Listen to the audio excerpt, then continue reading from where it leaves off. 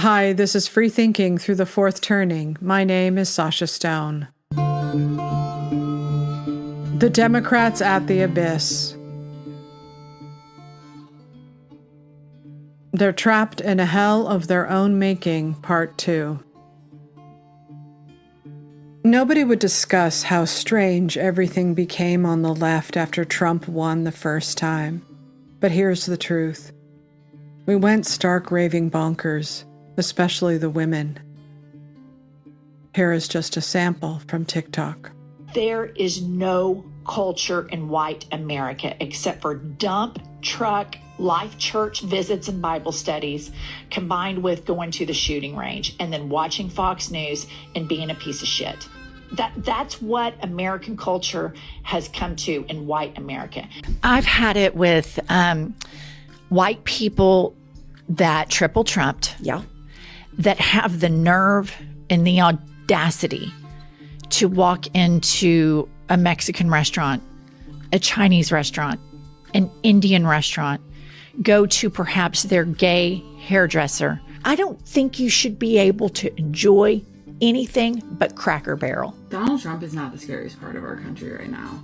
J.D. Vance is not the scariest part. Epstein's not the scariest part. The scariest thing about our country right now is the MAGA supporters. Been really mad this week. Mostly at racists and homophobes and heartless sons of bitches who just don't care about anyone but themselves. And I would just like to say, fuck you. Fuck you all. Fuck you, MAGA. Fuck you, pedophile supporters. Fuck you, racist assholes. Fuck you, bigots.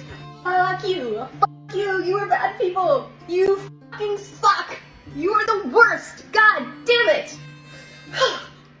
That feels good. So the new neighbor is finally moving in. And my other neighbor, he's so hilarious. He's literally out there like pretending to be wiping his car, trying to figure out if they're MAGA as well. What the fuck is the point of being here? If we can't have basic, decent human decency, what the fuck is the point of fucking being here? Why are you guys okay with black people being murdered and brown people being deported and Asian people having acid thrown in their face and people being starved to death in Palestine? Like,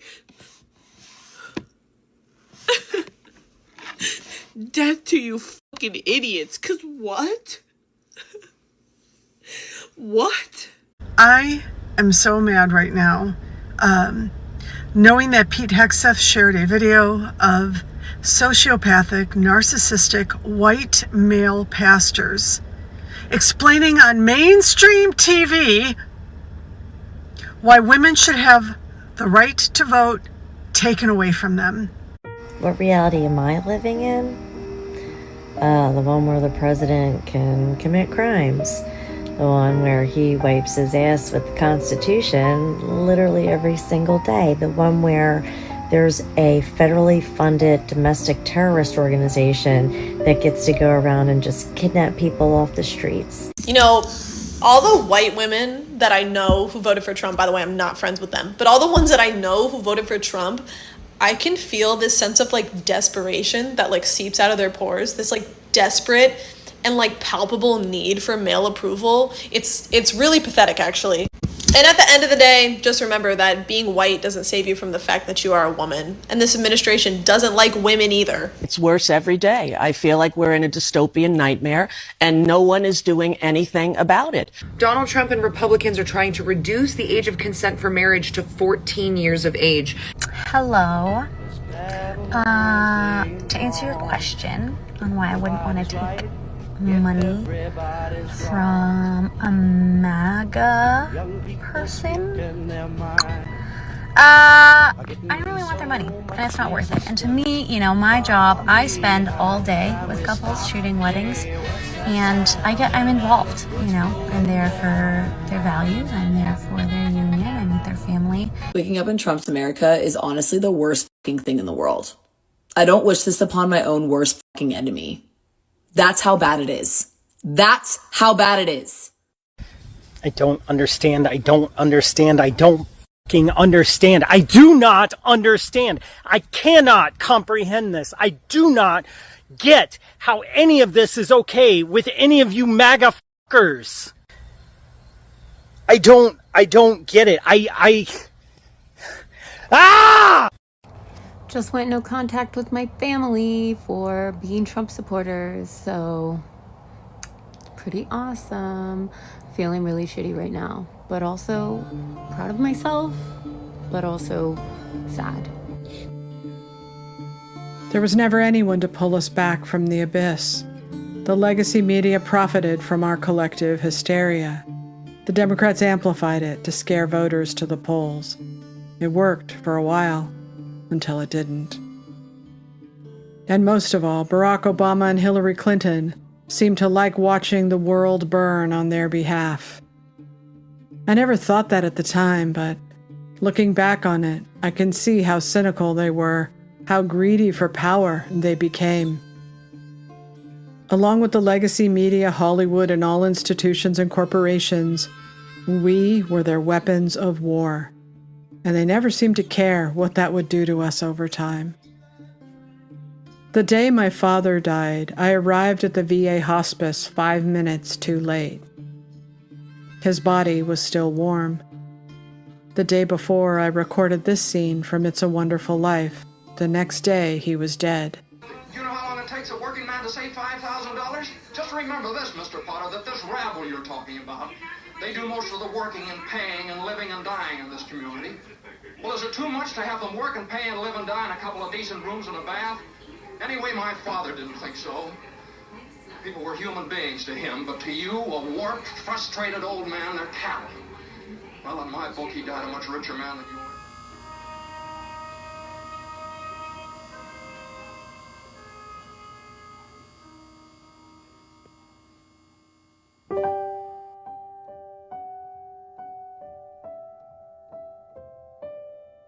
When the hospice nurse handed me his flag and said, "On behalf of the President of the United States, Donald J. Trump," I burst out laughing. I was laughing at my father's deathbed. It was like a Facebook status update come to life, where I seemed to believe my narrative of who I was and what I stood for had followed me into that room. Or that everyone else in that room would find it as ridiculous as I did that Trump was the president. No one else laughed. It wasn't funny. And I seemed delusional.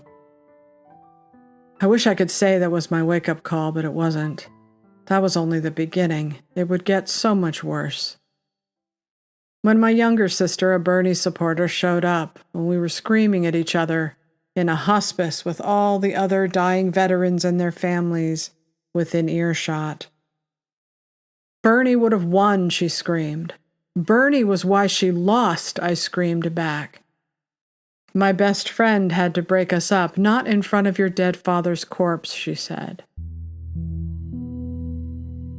That was 2018, in the midst of the Me Too movement, when it was already clear to me that we were already half past crazy.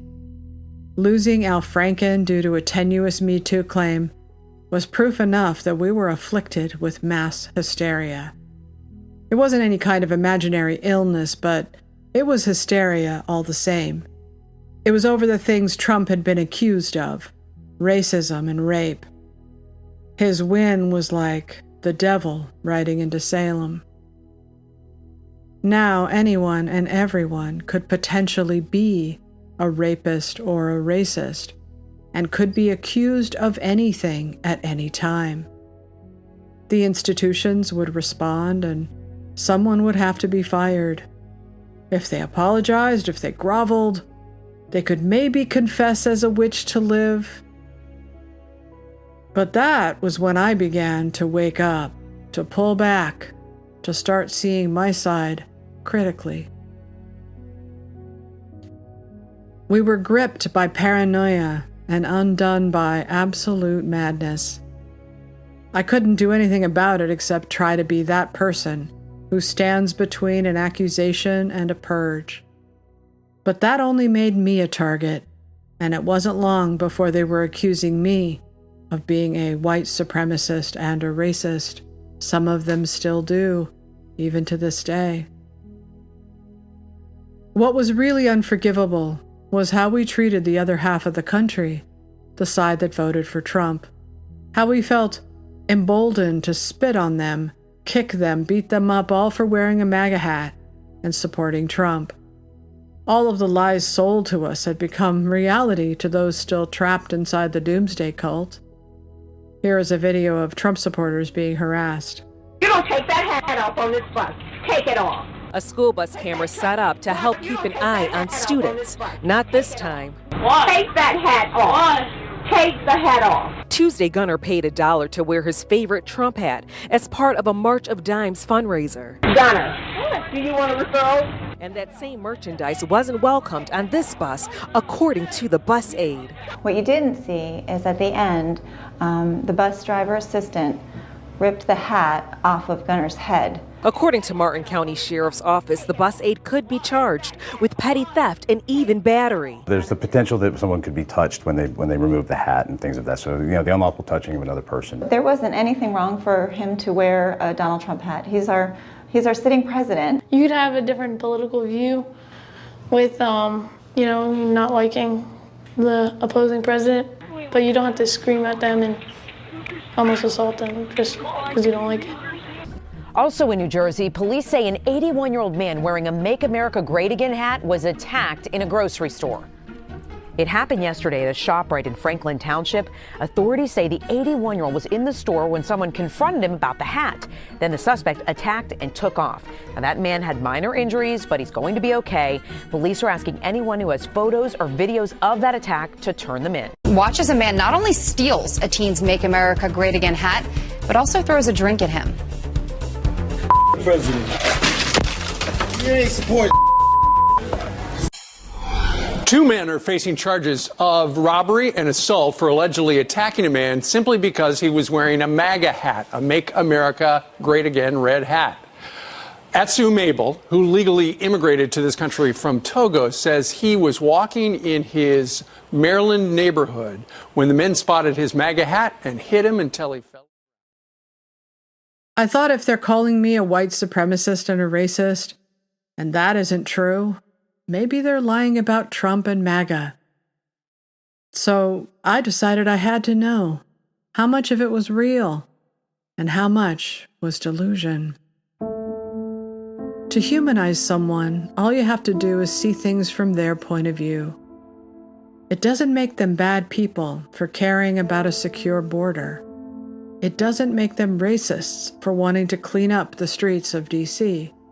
It doesn't make them handmaids for wanting to save unborn babies. It didn't matter, though, because there was no bottom to what the left could say about Trump and MAGA, even going so far as to call them maggots. They believe they are justified because of the lies sold to us by Barack Obama, Hillary Clinton, Joe Biden, the Democrats, and the legacy media. Here is a montage of TikTok voices. Yeah, I am a member of the intolerant left. You know what lives rent-free in my head? The day that gold casket goes creaking down Pennsylvania Avenue, watching all you swine asses, waving your Made in China flags, wearing your cult gear, crying your gravy tears. That absolutely lives rent-free in my head. The same way the party we're gonna throw. The day it happens, rent-free in my head. Today seems like a great day for everybody to stop acting like everyone's being over dramatic when we say that we don't with people who voted for Trump anymore. Especially when things like what is happening today are happening and the people that voted for him are like so silent. You were so loud during the elections. God, it is embarrassing. It's embarrassing. I really don't even know how to live this life anymore. I cannot believe the state of things. I cannot believe the state of things. I'm just like... Y'all screaming free Palestine. Y'all need to be screaming free America. We are POWs. We are prisoners of war. We don't even know what's going on around us. Everybody around us knows what's going on but us. Normalize telling people that you are not a safe space for bigotry. Just because I'm a white dude doesn't mean that you can spout your bullshit. At what point in the downfall of democracy do I stop contributing to my 401k and just start living? Because it feels like it's now. You know what I find disgusting? Anytime I make any kind of post or video about political stuff, always anti-Trump, of course, the amount of MAGA males, I'm not going to use the term men, that come into my comment section calling me a little girl, a woman, calling me a woman's private parts. They use those terms as insults. That tells you all you need to know about what they think of women. Can someone just do it? Can someone please just do it? Please take one for the team. Take one for the team. Somebody, anybody. We have come to that position in this shit, especially after today. We have come to that position. It's over. It's over. Somebody, anybody, please, just do it. Somebody do it. You know how much things would be better? We are living in very scary times. And if somebody just did what they needed to do, and they helped out somebody, anybody, things would be better. The Democrats used Trump to cover up their own failures.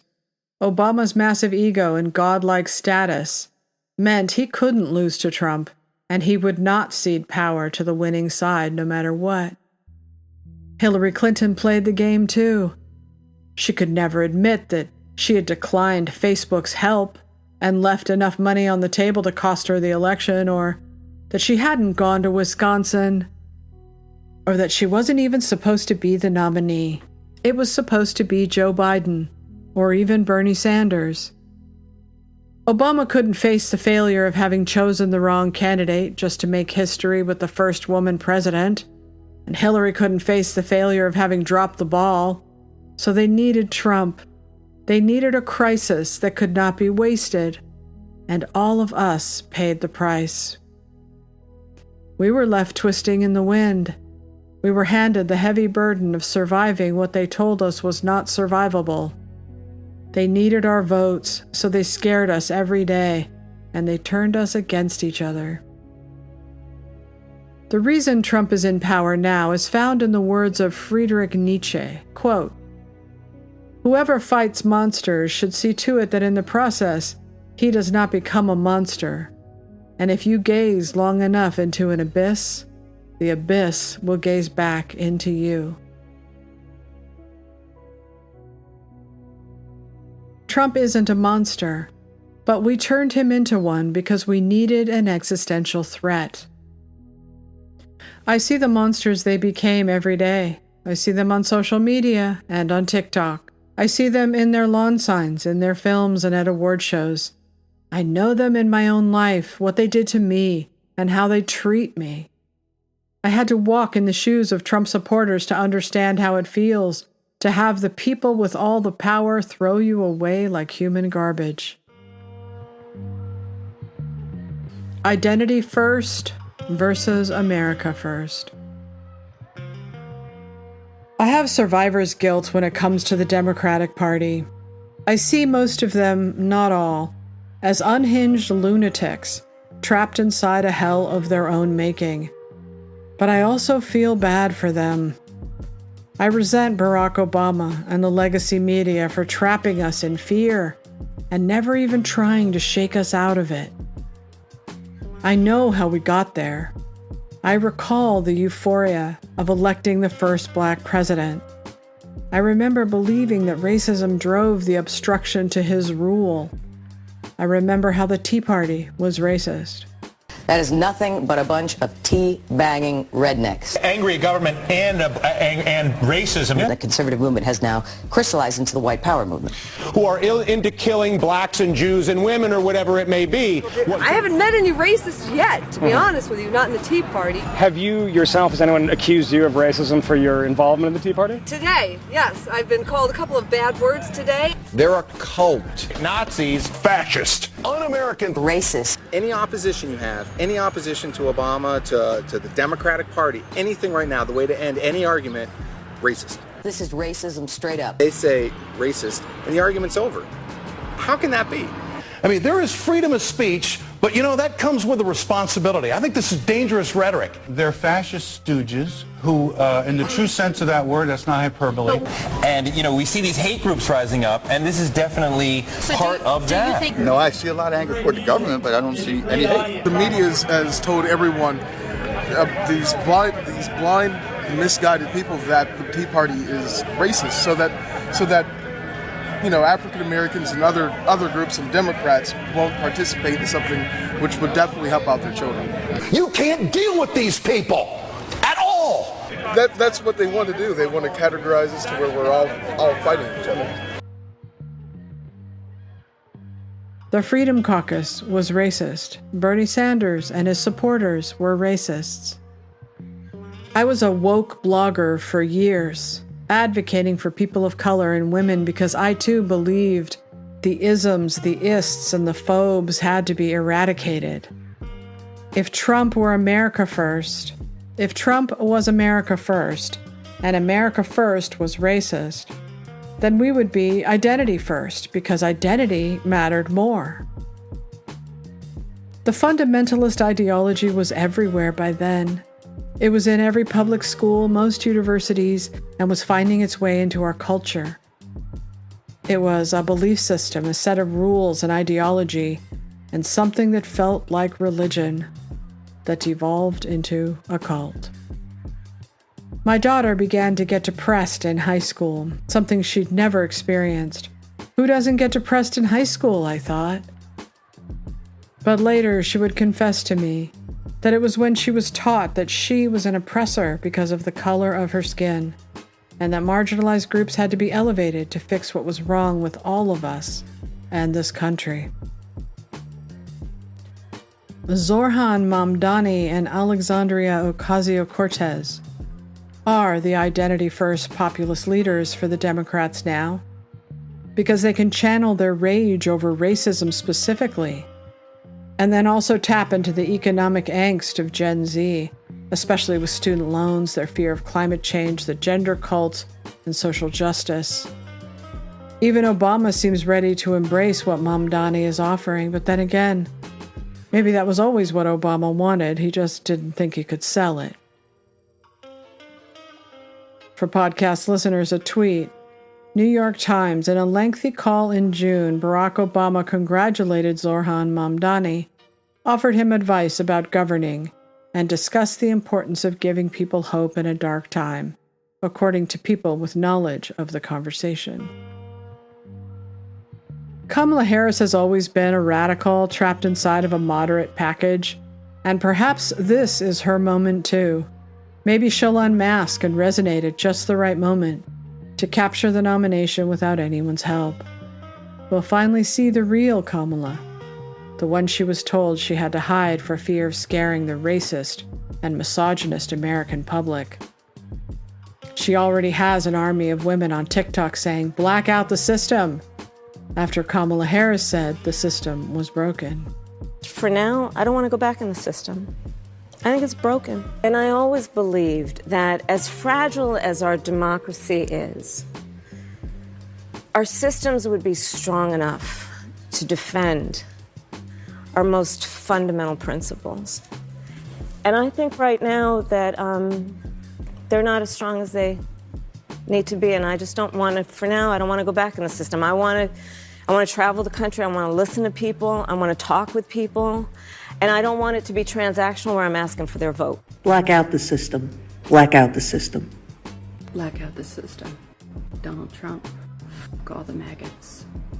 Black out the system. Black out the system. Okay, here's my video. I'm Gen X first.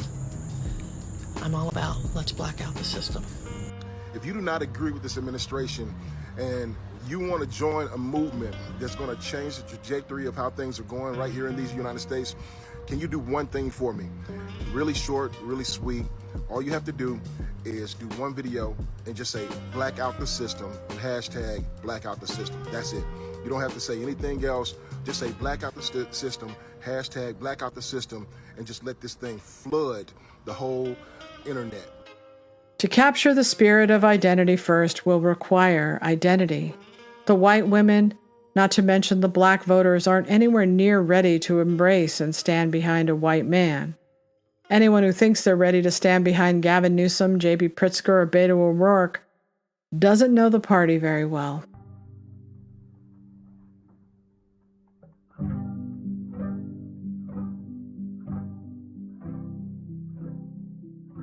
I can't get back that moment when my father's flag was handed to me.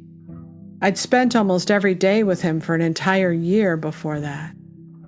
I know that social media has driven much of the madness and division over the past decade. But I also know the extreme lengths the Obama administration went to make sure we all saw Trump and his supporters as monsters that required a whole-of-society effort to expel. So I guess my question to Barack Obama, Hillary Clinton, Joe Biden, and all of the Democrats as well as the legacy media is this. Was it worth it? Was it worth tearing families apart? Was it worth destroying a once thriving culture? Was it worth losing to Trump a second time? Was it worth the mass delusion that has destroyed the best minds of a generation? Was it worth a cold civil war that has divided this country, divided families, ended friendships, torn us apart in ways we still haven't yet processed? Now, was it worth it to turn to corruption, to shut down any investigation of wrongdoing? Was it worth risking your reputations and your legacies just to try to make Trump the monster you needed him to be? Here are Megyn Kelly and John Solomon. I just can't get over the contrast. They raided Melania Trump's underwear drawer. They searched Barron Trump's personals down at Mar-a-Lago. They uncovered every stone in an effort to get Trump, this FBI, Biden's FBI, and DOJ, and actually did bring criminal charges against him, the Democrats did, in 4 different jurisdictions. But with this, at every turn, John, they worked to dismiss evidence, to when they found it, simply look the other way. When they might have been getting close to indicting, been told no by the Deputy Attorney General or the Attorney General herself, not interested, it won't go, quote, too far. I mean, the double standard when it comes to a Clinton and a Biden on the one hand versus a man named Donald Trump on the other is shocking. And the dismissal of any evidence that downplayed their narrative on Putin's trying to help Trump, right? Like, They had so much telling them that is bullshit. He actually didn't care who won the election. They worked so hard to dismiss the evidence that helped Trump and to play up the obvious false evidence like Christopher Steele dossier that would impugn Trump. But meanwhile, you've got 3 different FBI agents all driving toward the same conclusion, which is the sitting Secretary of State is corrupt. She is doing pay to play. You can only get access to her as the Secretary of State if you donate to her corrupt Clinton Foundation. And it gets shut down. It's the opposite. It's literally a 180 from what they did to Donald Trump. Yeah, listen, the way you opened your show, there's no better description of what the conspiracy is. It's a conspiracy to protect Democrats from potential criminal prosecution and then to violate the civil liberties and privacy and reputations of innocent Republicans to create an alternate story to protect political interest, meaning what's going to happen in the election. That's what it is. It's not more complicated. And I know people say, oh, a conspiracy case is going to be complicated. No, it's really not. We protected Democrats. And the cycle is Hillary has 2 problems. Email, Now, corruption, we can prove that was active at the time. Hunter Biden's got corruption in taxes. And by the way, the first evidence of that comes in March through May of 2016. And then 2019, it's Hunter Biden a lot more. And so we impeached the president, and we have the government actually creating stories that I think we will prove were false. And then in 21, they find Joe Biden's classified documents at UPenn office in Washington and his garage, and they got to make Donald Trump look like he's the classified guy first before they can let the cat out of the bag that Joe Biden has the same problem. It's a wash, rinse, and repeat cycle. And in the course of that, two potential crimes are occurring. Obstruction of legitimate investigations. Those are overt acts of a conspiracy. And then the violation of innocent people's civil liberties to create a political ruse. That is where I believe the grand conspiracy case is headed. I now believe that there are multiple grand juries that have begun work around this country in multiple jurisdictions. Was it worth it now that you're here, staring into the abyss, with nothing left to sell except fear? Fear of someone who never existed. Fear of crimes that never happened. Fear of people you don't even know. Maybe finally, it's starting to sink in. When you go after the monster, you best not miss.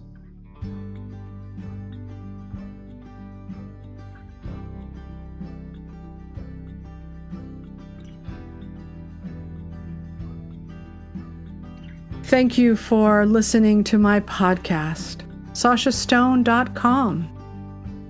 And I hope you have a great weekend. I still have one more part of this trilogy. Democrats are trapped in a hell of their own making, which I hope to get up in the next few days. And thank you once again for being great listeners and for your comments and your letters. I'm sorry I don't always get back to you. I get caught behind and I can never seem to catch up. And remember, to thine own self be true.